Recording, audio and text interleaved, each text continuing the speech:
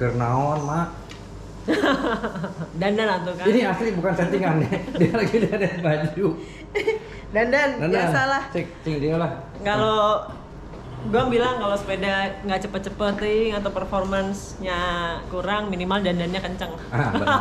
Jadi gue begitu. Kudu gelis. Ayo ngerti gelis tuh baru dak ya. Jadi terlanjut ya yang tadi basic di bawah. Kita ngomong-ngomong tentang kita E-bike ya. E-bike tadi kan gini. Tadi teh ya kedetik lah tentang nggak lain studio. Iya. Tadi teh kan ketemu si Narita di jalan. Terus Narita teh ini ada kelas lahnya mun di mah di Bandung.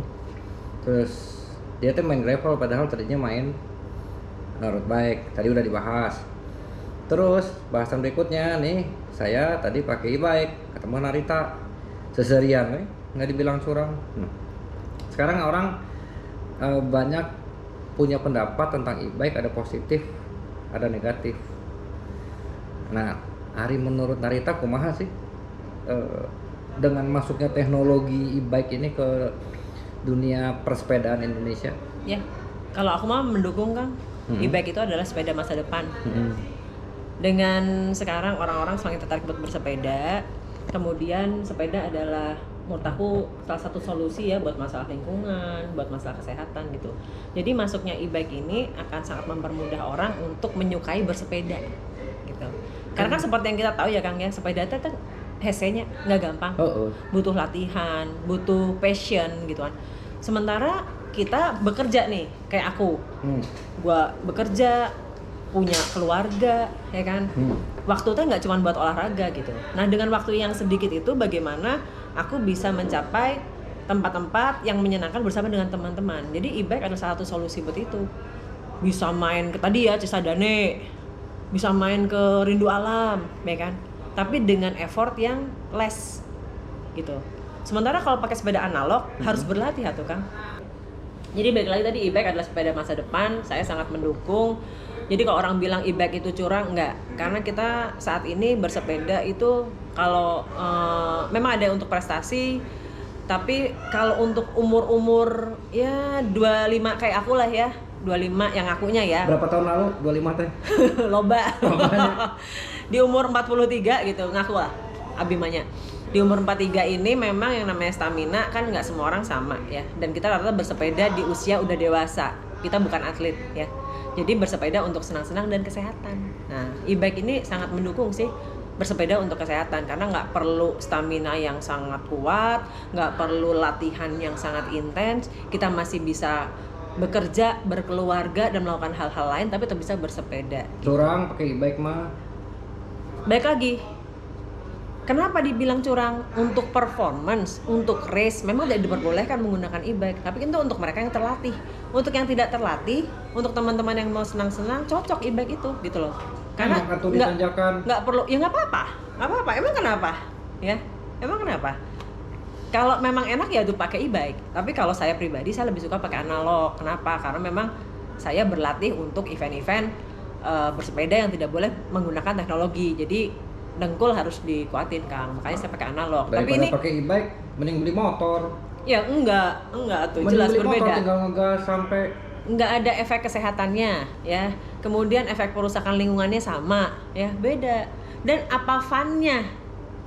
Nanjak, lihat ijo-ijo naik motor tuh tidak ada indahnya Kang. Tetap lebih indah naik sepeda. Sesuatu yang biasa kalau kita datengin pakai sepeda itu lebih indah.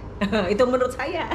Iya, tapi setuju. Makanya kita kembalikan kepada tujuannya dulu. Teman-teman mau sepedaan buat apa? Kalau untuk performance memang kita nggak pakai sepeda teknologi.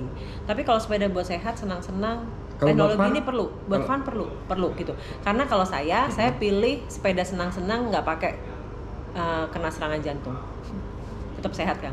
Tetap sehat ya. Oke. Nah terus Mbak kalau misalnya Mbak ada kesempatan ya untuk punya e-bike, Mbak mau pilih jenis apa e-bike-nya?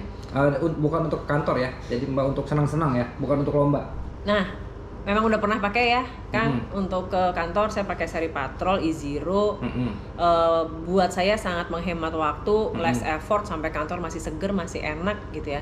Tapi kalau buat senang-senang saat ini, belum kebayang sih Kang, karena aku masih kurang pede kalau pakai teknologi. Kayak khawatir baterai habis, khawatir ini itu, di loading juga menurut saya berat ya. Kelemahan kelemahan e-bike adalah di loading teh berat.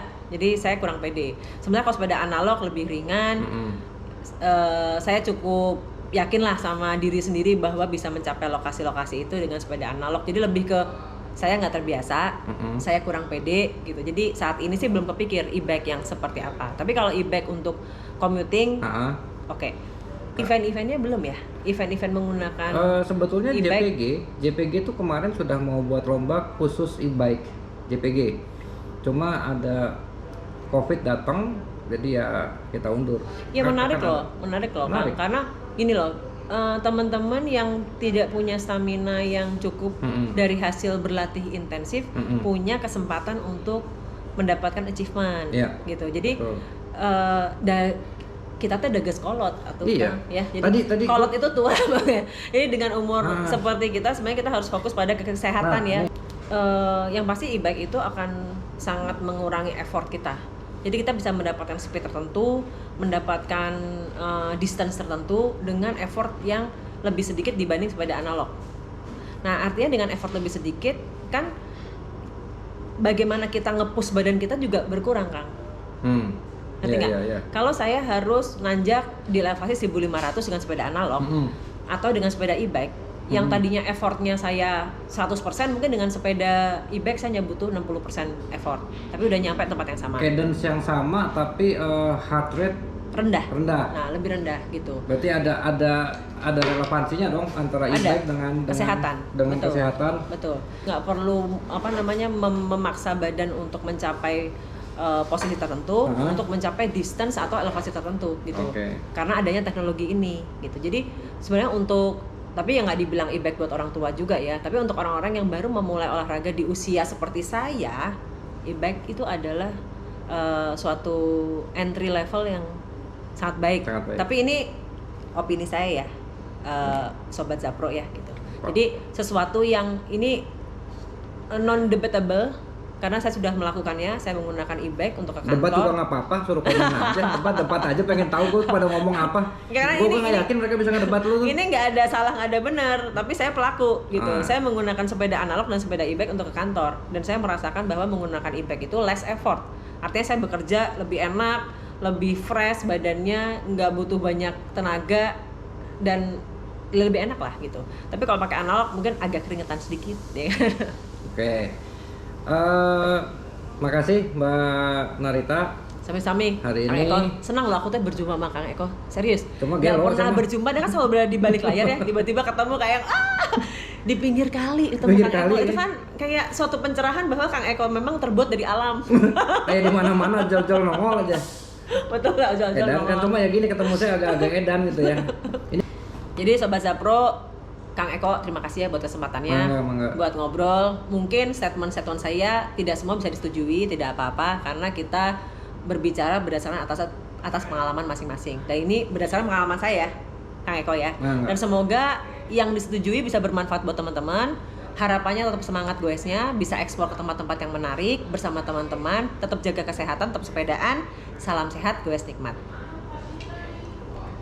Ini Kang Eko mah tiba-tiba coba aku tanpa skrip terus disuruh berbicara, jadi ya gitu ya hasilnya ya. Mohon dimaafkan ya.